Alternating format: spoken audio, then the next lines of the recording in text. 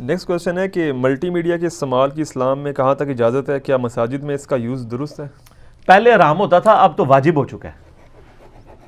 آپ دیکھ لیں وہ علماء جو تصویر کو حرام کہتے تھے، اب جب تک کیمرہ سامنے نہ آئے وہ سٹارٹ ہی نہیں کرتے، تو واجب ہو گیا نا. بلکہ ایون اگر تصویر نہ صحیح آئی بھی ہو تو وہ ڈانٹتے ہیں میڈیا کے لوگوں کو کہ مجھے آپ نے کور نہیں کیا. تو سر پھر ہم ایک سوال پوچھیں گے کہ آج سے 20-25 سال پہلے تو آپ ان کو حرام کہتے تھے، تو اب اس کو آپ فرض قرار دے رہے ہیں اور نہ اتارنے کے اوپر گرفت کر رہے ہیں. اس کا مطلب ہے کہ آپ باقی معاملات میں بھی جو اجتہادی فیصلے کرتے ہیں تو سر تھوڑے سے ٹھنڈے رہا کریں. آپ جب بھی فتویٰ دیں تو آپ یہ کہا کریں کہ یہ میری رائے ہے، غلط بھی ہو سکتی ہے. کیونکہ میں آپ کو بتا رہا ہوں کہ اشرف تھانوی صاحب کا بھی فتویٰ تھا کہ سپیکر میں نماز نہیں ہوتی، اور احمد بریلوی صاحب کا بھی فتویٰ تھا کہ سپیکر میں نماز نہیں ہوتی. مرتے دم تک انہوں نے اس سے توبہ نہیں کی ہے.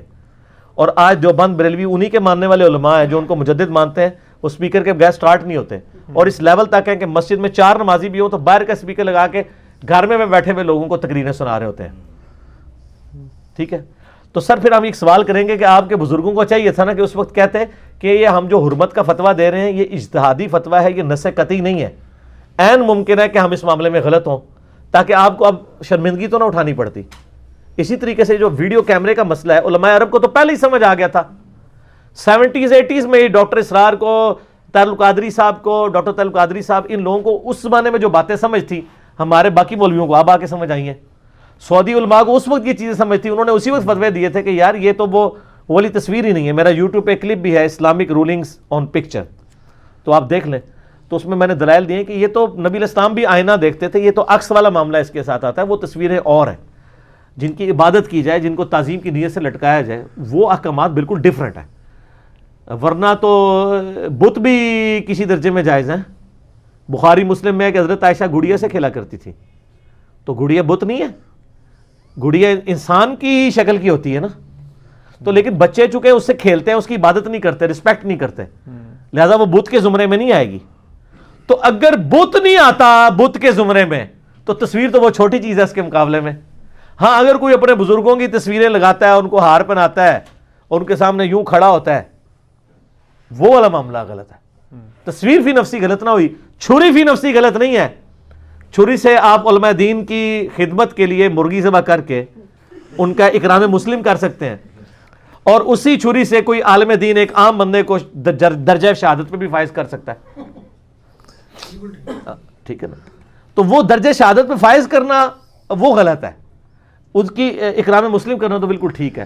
فی نفسی چھری غلط نہیں ہوگی، ٹی وی بھی فی نفسی تو غلط نہیں ہوگا، اس کے استعمال کا مسئلہ ہوگا. تو ملٹی میڈیا بھی ٹھیک ہے. آپ دیکھ لیں سب سے بڑا ہنگامہ کھڑا کیا تھا دعوت اسلامی والوں نے. میں خود دعوت اسلامی میں رہا ہوں. پرانی فضان سنت، ہائے ہائے ہائے یاد آ گئی.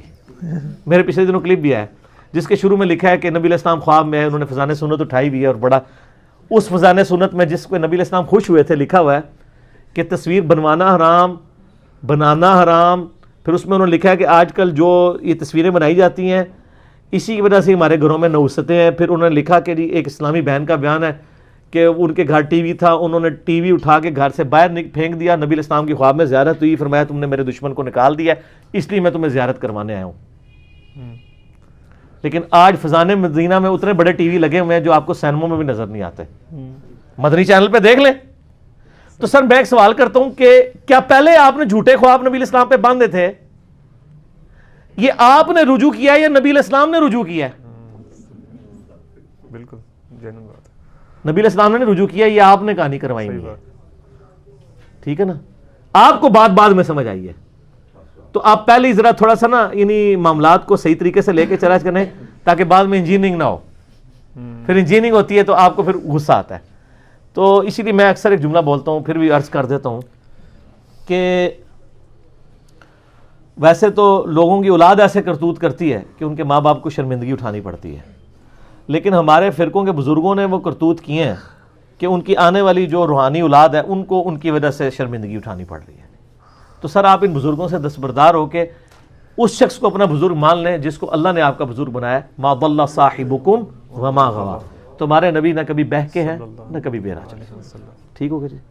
تو ملٹی میڈیا آپ کر سکتے ہیں. بلکہ میں آپ کو بتاؤں کئی مسجدوں میں رمضان شریف میں دورہ قرآن میں، اور ڈاکٹر سرار صاحب تو 70s 80s میں ہی مسجد میں بڑے بڑے وہ اس وقت تو وہ پروجیکٹر ہوا کرتے تھے، تو اس کے ذریعے قرآن پاک سامنے لکھا ہوا آتا تھا، اور ابھی بھی کئی مسجدوں کے اندر اس طرح تعلیم دی جاتی ہے۔ تو اس سے بھی آگے جا چکے ہیں، دعوت اسلامی کی مسجدوں میں تو باقاعدہ کیبل نیٹ ورک کے ذریعے انہوں نے ٹی وی اٹیچ کیے ہوئے ہیں، اور اس میں بعض کا چینل چینج کرتے ہوئے کچھ آ بھی جاتا ہے، ٹھیک ہے نا۔ تو وہ لیکن ظاہر ہے بزرگوں نے کیا ہے تو وہ پھر جائز ہی ہوگا۔ تو اب یعنی جن کا جھگڑا بھی تھا نا، لیکن ایک میں اپریشیٹ کروں گا الیاس قادری صاحب کو، میں نے پہلے بھی کیا ہے۔ الیاس قادری صاحب میں یہ حوصلہ ہے کہ انہوں نے جب ٹی وی کیمرے کے اوپر اور ٹی وی چینل کھولا نا، تو انہوں نے آفیشلی ایک پوری کتاب لکھ کے نا اپنا رجوع اور توبہ ریکارڈ کروائی ہے۔